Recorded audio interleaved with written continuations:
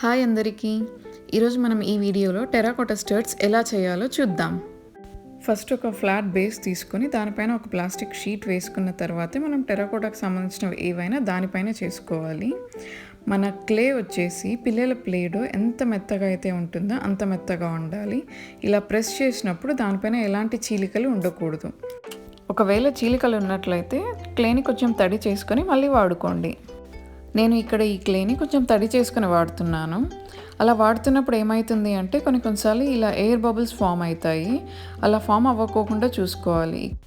ఎందుకంటే ఈ air bubble వల్ల మన బేకింగ్ ప్రాసెస్లో మనం ఏదైతే ఈ ఎయిర్ బబుల్ పైన చేస్తున్నామో అది పగిలిపోయే ఛాన్సెస్ ఎక్కువ.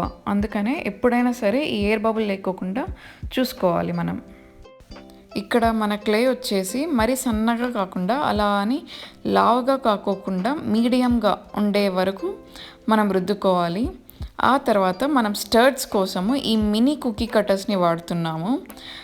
నేను ఈ వీడియోలో ఏవైతే అన్ని మెటీరియల్స్ వాడానో వాటన్నిటి లింక్స్ వచ్చేసి కింద డిస్క్రిప్షన్లో పెడతాను. ఈ cookie cutters, pliers, terracotta clay, ఇంకా నిక్రోమ్ వైర్ కూడా వాడుతున్నాము మనం ఇదే వీడియోలో.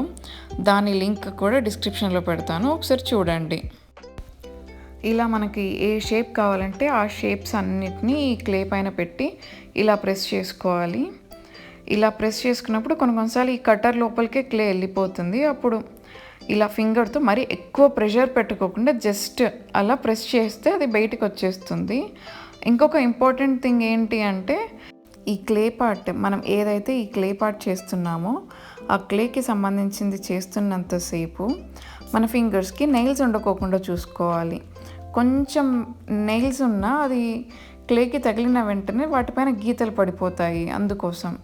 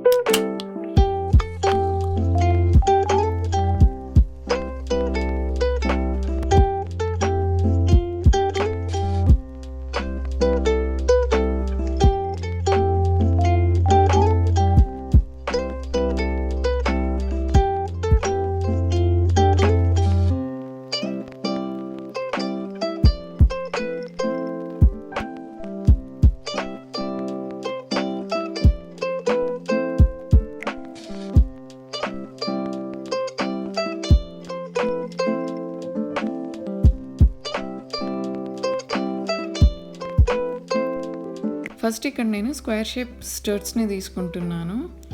కొంచెం లైట్గా వాటర్ తీసుకొని ఎడ్జెస్ అన్నిటిని స్మూత్ చేస్తున్నాను.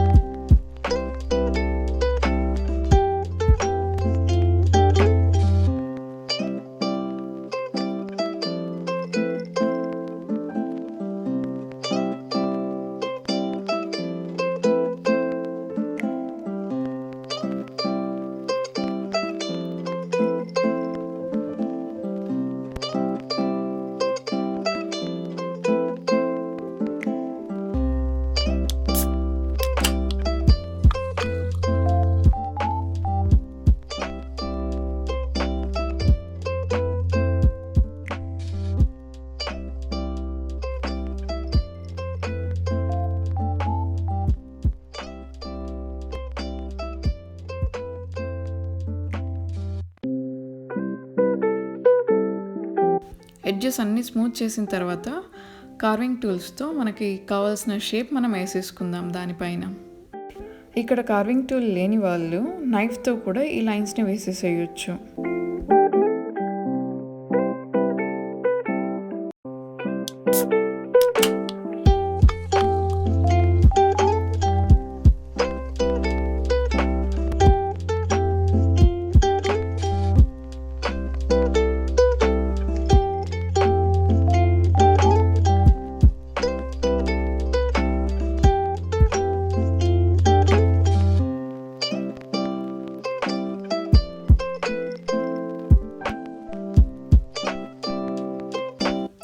ఒక స్టర్డ్ అయిపోయింది. దీనిలాగే మనం మన సెకండ్ స్టర్డ్ని కూడా చేసేసుకుందాం. ఇప్పుడు ట్రయాంగిల్ షేప్స్ తీసుకుందాము. సేమ్ ఇంతకుముందు స్టర్డ్స్ లాగే ఎక్సెస్ మనకి ఏదైనా ఉంటే స్టడ్స్ కాకోకుండా వాటిని కార్వింగ్ టూల్స్తో తీసేయాలి. తీసేసిన తర్వాత లైట్గా వాటర్ తీసేసుకొని ఎడ్జెస్ అన్నిటినీ స్మూత్ చేసేసుకోవాలి.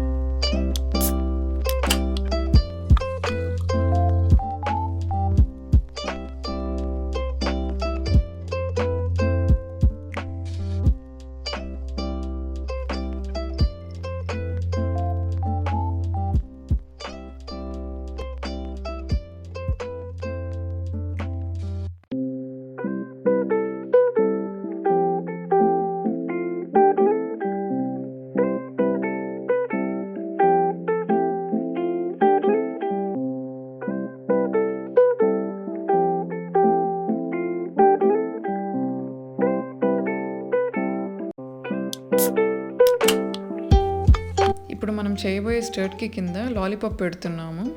ఆ లాలీపాప్ కోసం మనం నిక్రోమ్ వైర్ని కొద్దిగా కట్ చేసుకోవాలి.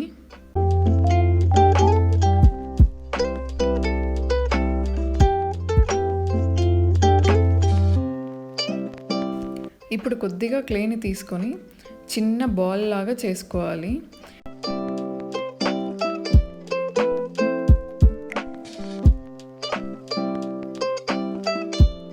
ఇక్కడ ఈ ఏరియాలో మాత్రమే మనం క్లే పైన ప్రెషర్ పెట్టి సర్క్యులర్ మోషన్లో అనడం వల్ల మనకు బాల్ ఫామ్ అవుతుంది. ఇంకా మిగిలిన ఎక్కడ అన్నా కూడా మనకు బాల్ షేప్ ఫామ్ అవ్వదు.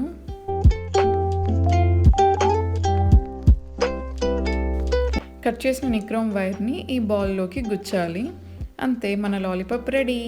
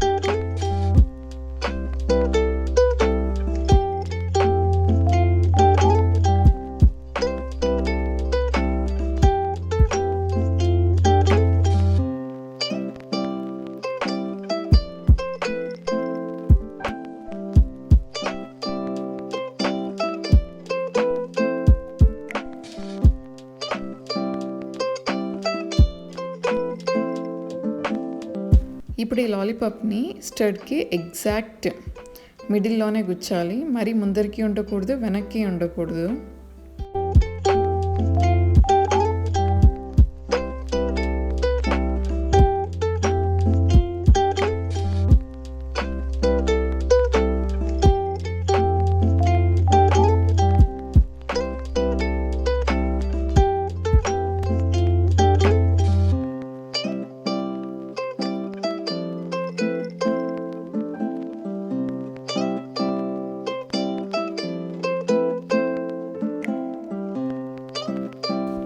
కార్వింగ్ టూల్స్గా మనం ఏమైనా వాడచ్చు. ఖచ్చితంగా కార్వింగ్ టూల్సే ఉండాల్సిన అవసరం లేదు.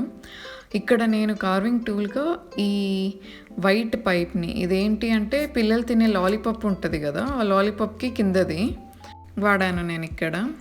ఇక్కడ వచ్చేసి ఫస్ట్ లైట్గా జస్ట్ షేప్ పెడుతున్నాను. తర్వాత మిడిల్ చూసుకొని కొంచెం ప్రెషర్ పెట్టేసి షేప్ని ఫామ్ చేస్తున్నాను.